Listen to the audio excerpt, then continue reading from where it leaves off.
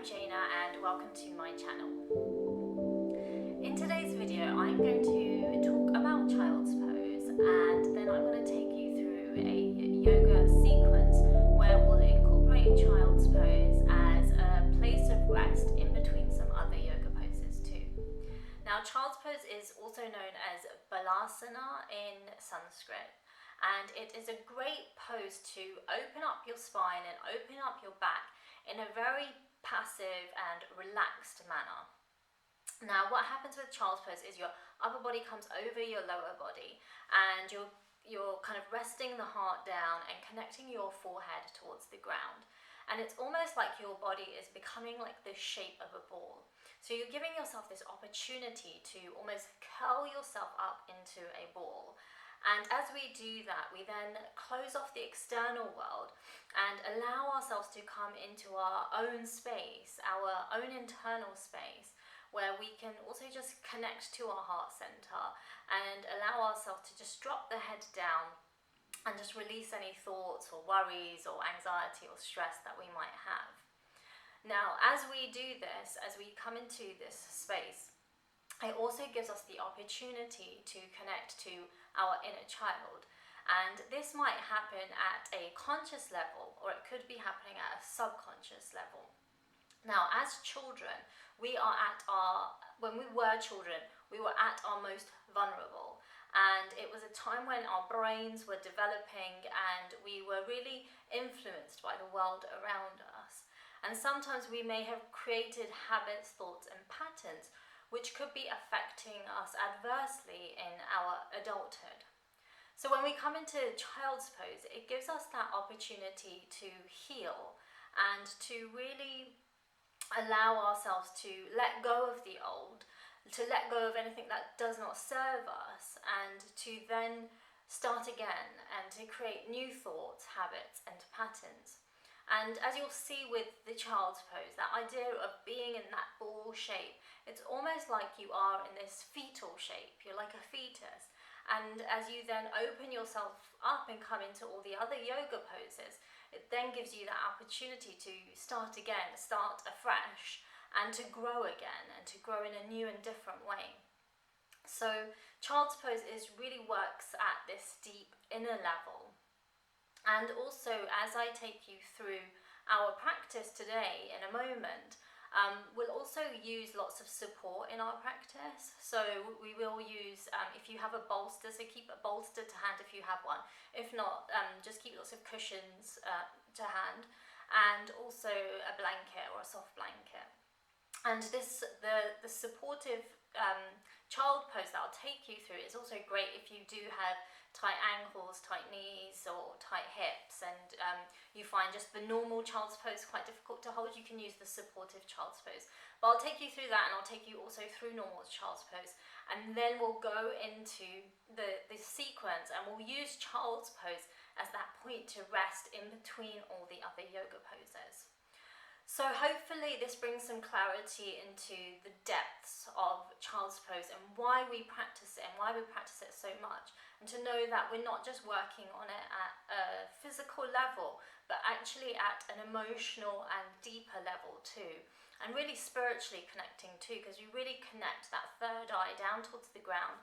We ground our energy, and that can be a great way to bring healing and connection to who we really are and what we really need to do in this world and our purpose. So yeah, there's a great amount I could talk about child's pose, but I hope that gives you some ideas, some clarity about it.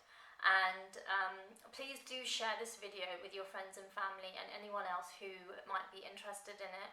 And please subscribe to my channel if you haven't done already, so that you are kept updated with any new videos that I put out. And other than that, let's get to the practice. Before we begin our practice, ensure that your cushions, your bolster and your blanket and any other props that you need are nearby. We will begin on our hands and knees, and we'll start to move into supported child's pose. So take the blanket or cushion and place it underneath either your feet or underneath your hips. And then allow your hips to come down towards your feet And then we'll take the bolster, and either you'll place the bolster underneath your forehead with your arms resting on the bolster, or you'll take the bolster in between the knees with the hands resting either side and the head turned in one direction. So choose an option that feels right and comfortable for you. And just take a few moments to get comfortable here and adjust and move the body however you need until you can find a comfortable position where you can then just allow your eyes to close and feel your awareness coming inwards. And being aware of the physical body, just feel your hips relaxing, the spine opening, the shoulders softening. And take a long, slow, deep breath in through the nose. And exhale fully from the mouth. Again, breathing deeply in and out. One more slow breath in and out. Feeling your breath settle. We'll take a few more moments to hold this position. And if your head is turned in one direction, now allow it to turn in the opposite direction so that your neck can relax and release on the other side. And once again, resting here and mentally in your mind, just affirming to yourself that there is nowhere else you need to be. There is nothing that needs to be done. And giving yourself full permission to be here.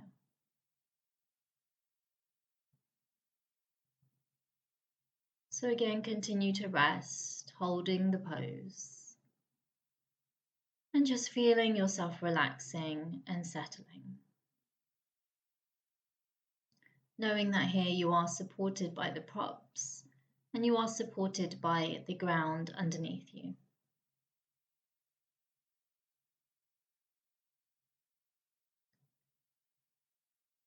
We'll then take a moment to come up into Vajrasana. So using your hands, start to draw the spine up a vertebra at a time. And as you come into Vajrasana, just take a moment to relax your shoulders by just rolling the shoulders back a few times. And again, taking a deep breath in and exhale fully. From here now, just moving the props out to the side, we'll come into a full child's pose. So here, just the toes are together, the heels are dropped out and the hips are resting on the heels. And you can either keep the knees together or you can take the knees wide and then just allowing your upper body to come down over the lower body. And here either you can rest the hands either side of you, or you can take the hands underneath the forehead with the hands either in fists stacked one on top of each other, or the hands stacked one on top of the other. And this is your child's pose. This is Balasana. And once again, we'll just take a moment to be with the breath. So take a long, slow, deep breath in through the nose. And exhale fully from the mouth. Again, breathing deeply in and out. One more slow breath in and out. And again, just feeling the hips dropping, the spine opening, the shoulders relaxing. And as you continue to hold child's pose, can you also just be aware of the movement of your breath? And just feeling the breath within the space of your back, and almost feeling your inhalation lifting up through the back and the back relaxing on that exhalation, and the back really softening and coming down on the exhalation. And from here, just noticing that connection of the forehead towards the ground,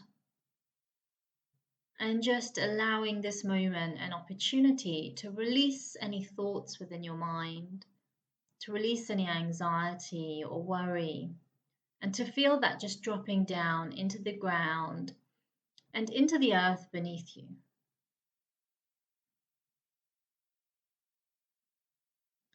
And just taking another moment here.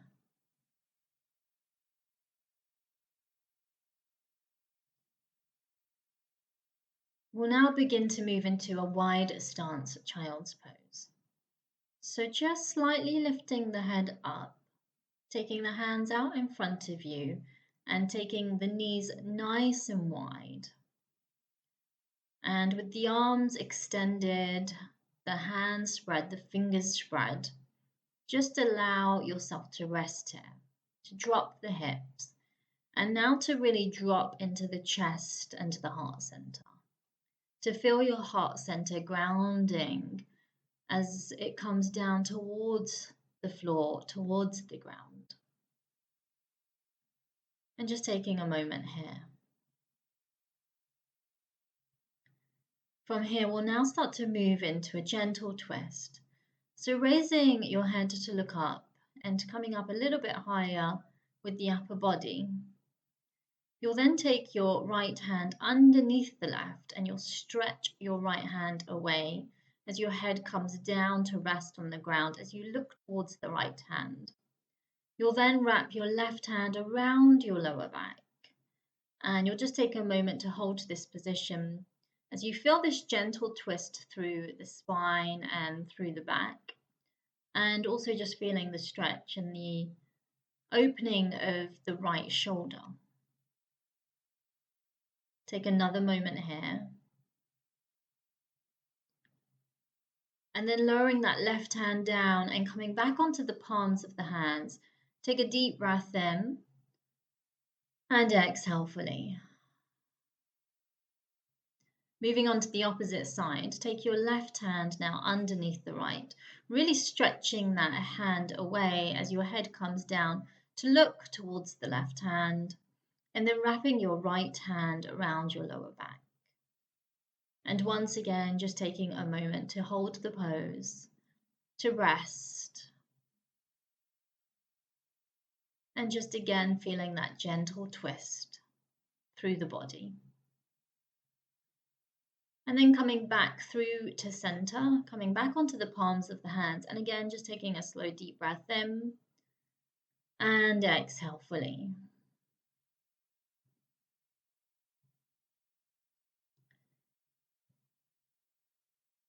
We'll now move into a cat position. So lifting your hips up, taking the shoulders over the wrist with the fingers spread and allowing your knees to be hip width apart.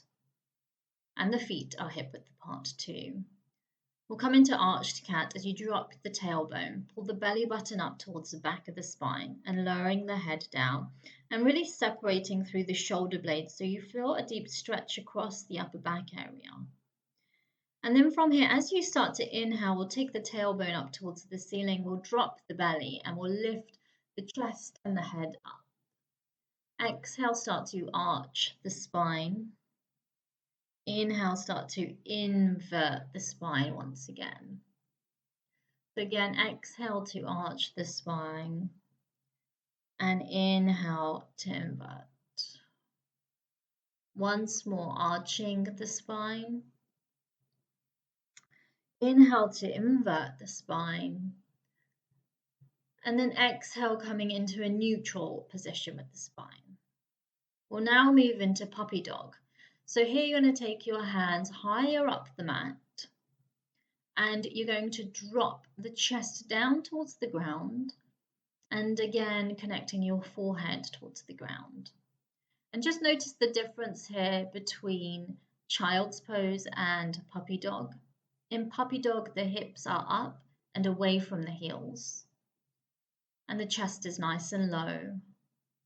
And you'll feel that nice deep stretch through the back, through the chest and the heart center, and perhaps into the shoulders and the armpits. So again, just taking a moment to hold. And then slightly looking up towards the top of the mat as you move into Sphinx pose. So now lowering your hips down, the shoulders are over the elbows and the fingers are spread. The chest is open, the chin is parallel to the ground. And just take a moment to hold Sphinx pose. You're slightly engaging into your gluteal muscles. So you're squeezing into the bum to support the lower back.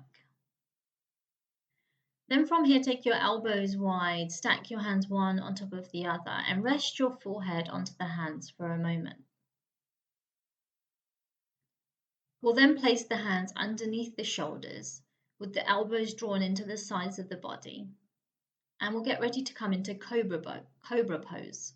So once again, squeeze your glutes, point your toes, and inhale, lifting the chest, the neck, and the head up. Exhale, lower your forehead down onto the ground. Inhale, coming up into cobra. Exhale, softening and coming down. This time, inhale to come up and exhale to hold cobra pose. So just taking a moment to hold the pose, allowing your breath to flow in and out of the body, and just feeling the arms working and engaging.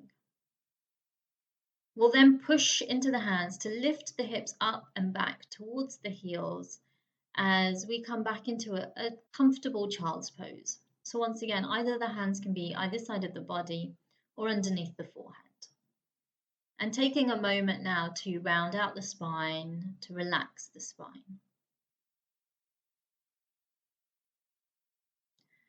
From here, we'll move into dog, downward facing dog. So taking the hands out in front of you, nice and wide, spreading the fingers. Lift your hips up, draw the toes under as you come into your downward facing dog. Take a moment here for the feet to be hip width apart and to bring some free movement into the downward dog. So just stepping the feet up and down, swaying the hips or turning the head from side to side. So just allowing that movement to come through the body as you get comfortable here in downward facing dog. And then taking a few moments to hold the dog and just feeling the heels coming down towards the ground, the stretching through the back of the hamstrings, but keeping a sense of softness into the knees. And really actively pushing the ground away from you as you draw your chest towards the thighs. From here now, we'll start to move into plank pose. So take your shoulders over the wrists and lower your hips down in line with the heels and the head. Take a moment to hold plank as you draw your belly button towards the back of the spine and engage your core.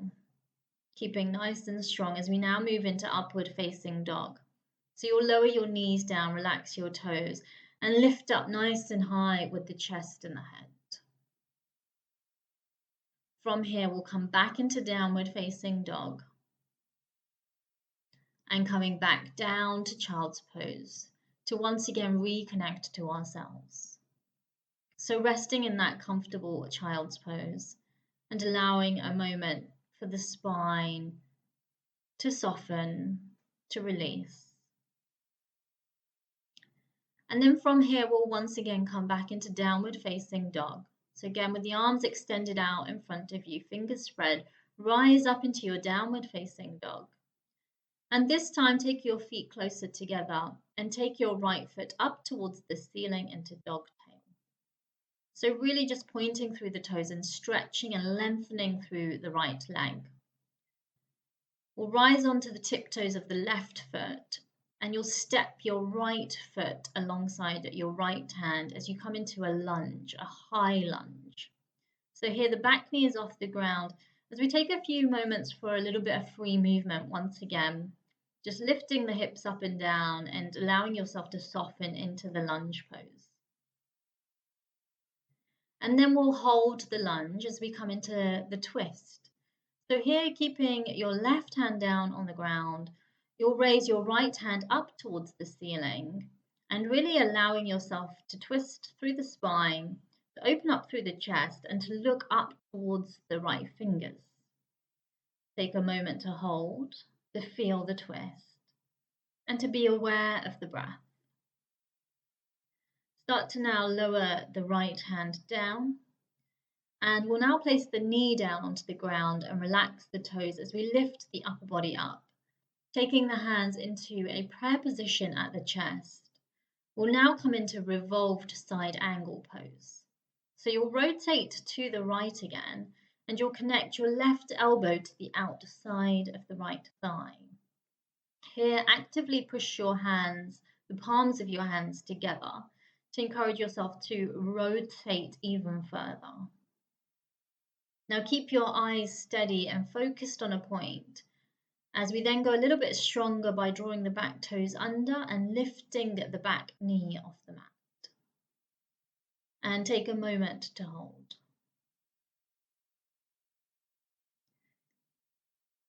From here now, continue to keep the back knee raised as you rotate back through to the center. Place your hands either side of the right foot and step back into your downward facing dog. Take a moment here in downward dog.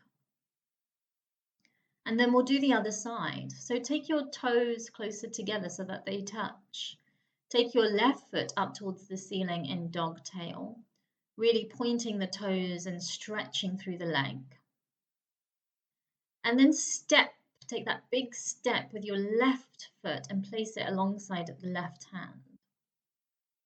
And once again, just taking a moment to hold the lunge pose. Just working with that free movement to loosen up into the hips. And then we'll come into the twist. So keep your right hand down on the mat and raise your left hand up towards the ceiling. And just feeling yourself rotating to look up towards that left hand. And that rotation is coming from the belly button, really encouraging the upper back to open up too. And then from here, we'll lower that raised hand down. We'll lower the back knee down onto the ground and relaxing the toes. Start to lift your upper body up and take your hands into a prayer position at the chest. We'll now come into revolve side angle pose. So just twisting your upper body over to the left and allowing your right elbow to connect to the left thigh.